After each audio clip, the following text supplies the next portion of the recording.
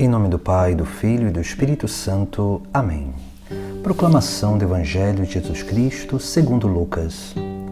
Naquele tempo, enquanto estavam caminhando, alguém na estrada disse a Jesus: Eu te seguirei para onde quer que fores. Jesus lhe respondeu: As raposas têm tocas e os pássaros têm ninhos, mas o Filho do Homem não tem onde repousar a cabeça. Jesus disse a outro: Segue-me. Este respondeu: Deixa-me primeiro ir enterrar meu pai. Jesus respondeu: Deixa que os mortos enterrem os seus mortos, mas tu vai anunciar o reino de Deus.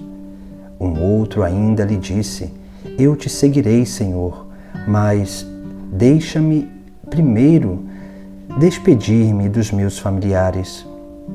Jesus, porém, respondeu-lhe: Quem põe a mão no arado e olha para trás não está apto para o reino de Deus. Palavra da salvação. No Evangelho de hoje, Jesus nos dá 3 recomendações essenciais para que nós possamos viver bem esse apostolado e principalmente o discipulado, o seguimento de Jesus Cristo. Jesus, andando pelo caminho, chega 3 pessoas desejando segui-lo. E dentre esses 3, Jesus ele nos traz ensinamentos importantes. O primeiro ensinamento que Jesus Cristo nos traz é sobre a pobreza no seguimento. Porque quando aquele homem diz: Eu te seguirei aonde quer que fores, Jesus vai dizer: As raposas têm tocas e os pássaros têm ninhos, mas o Filho do Homem não tem onde repousar a cabeça. O primeiro chamado que nós precisamos aderir para o seguimento, para o discipulado de Jesus Cristo é a virtude da pobreza. Esse conselho evangélico que nos chama a atenção sobre aquilo que é o mais importante na nossa vida, que é o reino dos céus.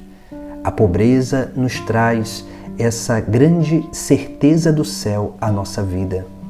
Porque quanto mais nós estivermos apegados às coisas dessa terra, mais nós faremos coisas para enriquecer. Por isso que Jesus Cristo, ele diz que não tem onde repousar a cabeça. Porque o seguimento de Jesus Cristo não é para adquirir benefícios nesta terra, mas é para alcançar o reino dos céus. Essa deve ser a certeza da nossa vida. Nós precisamos ter essa consciência que o que Jesus tem para nos oferecer não é nesta terra, mas é sim na eternidade. Por isso que o primeiro conselho evangélico é a pobreza. Depois, Jesus ele vai encontrar um outro e vai dizer: Segue-me. Mas aquele homem respondeu: Deixa-me primeiro ir enterrar meu pai.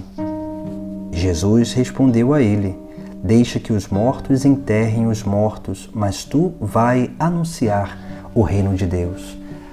O segundo conselho evangélico, a segunda virtude que nós precisamos adquirir, mas só é possível adquiri-la depois de estar vivendo essa virtude, a primeira virtude, que é a pobreza, é a obediência. Veja que Jesus Cristo, nesse momento, ele diz e chama aquele homem a seguir. Mas aquele homem, ele dá uma desculpa: deixa-me primeiro enterrar os meus pais. Nós precisamos ser obedientes a Deus, senão nós ficaremos sempre sendo movidos pelos nossos afetos.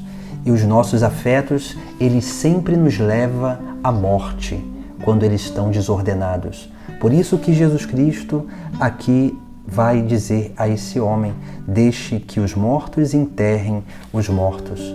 Porque aqueles que adentram no caminho de seguimento já experimentam a vida plena, a vida eterna começada nesta terra.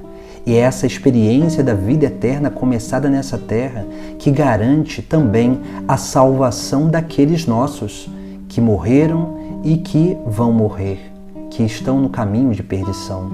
Por isso que é essencial para a nossa vida sermos capazes de abrir o nosso entendimento para experimentar esta realidade da nossa vida de seguimento, que é a obediência à palavra de Cristo, a obediência ao Evangelho, a obediência aos nossos superiores.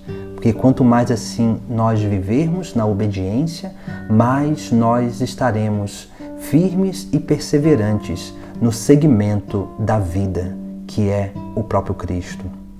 E a terceira recomendação, nós vamos ver onde um outro vem ao encontro de Jesus Cristo e diz: eu te seguirei, Senhor, mas deixa-me primeiro despedir-me dos meus familiares.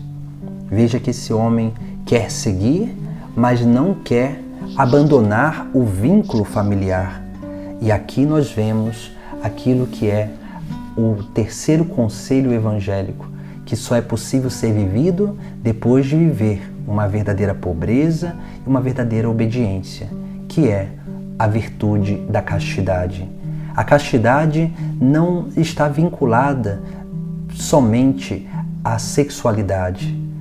A castidade está vinculada principalmente à afetividade, a essa liberalidade de coração de sermos desapegados tanto das coisas materiais, mas também dos bens relacionais. Porque nós precisamos ter esse grande cuidado na nossa vida, porque muitas vezes nós queremos seguir e não perder o vínculo familiar, porque nós não queremos perder a herança, nós não queremos perder aquilo que pode nos favorecer num futuro próximo ou distante.